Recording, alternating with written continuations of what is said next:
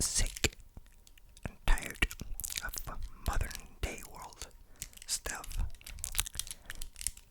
They go to clubs, to rapes, even though they're underage. And they mess around. It's a subtle end of the world movie. There's earthquakes going around, and also paranoia goes all over people's minds. So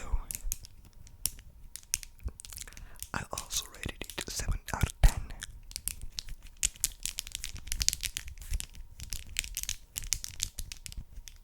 I'm lately watching lots of Korean movies, but I should watch more Japanese movies, I think.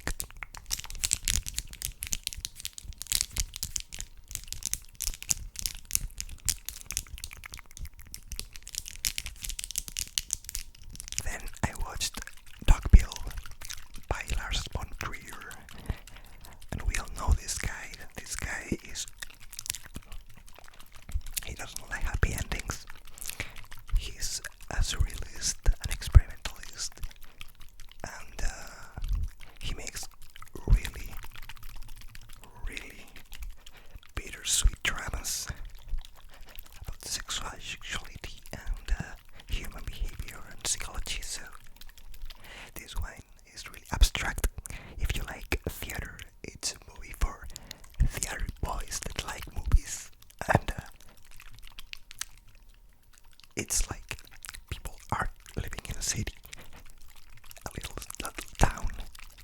There's no walls, so you can see everything from just the ground. There's just the ground, and the lines represent the buildings and everything. And you take a bit to take used to it, but you end up being used to it.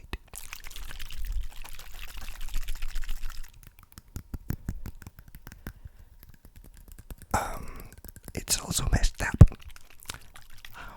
The ending is messed up. I rated it 8 out of 10.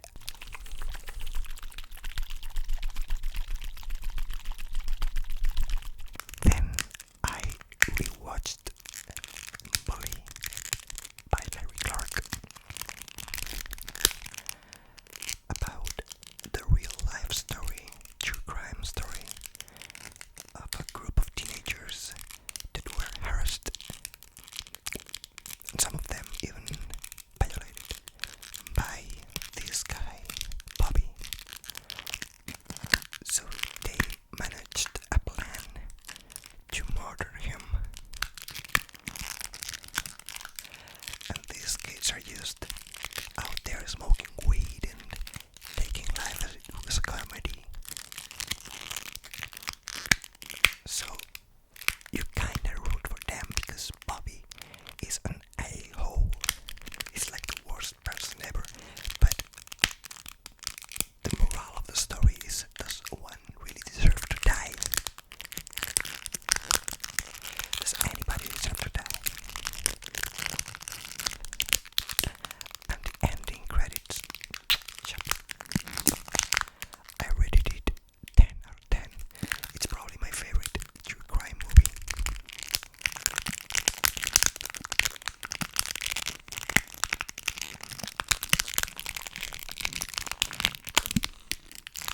I love Michael Pitt in this movie.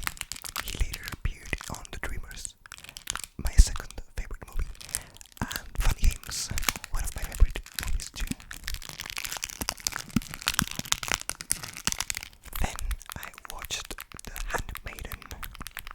The Handmaiden. This one is Korean,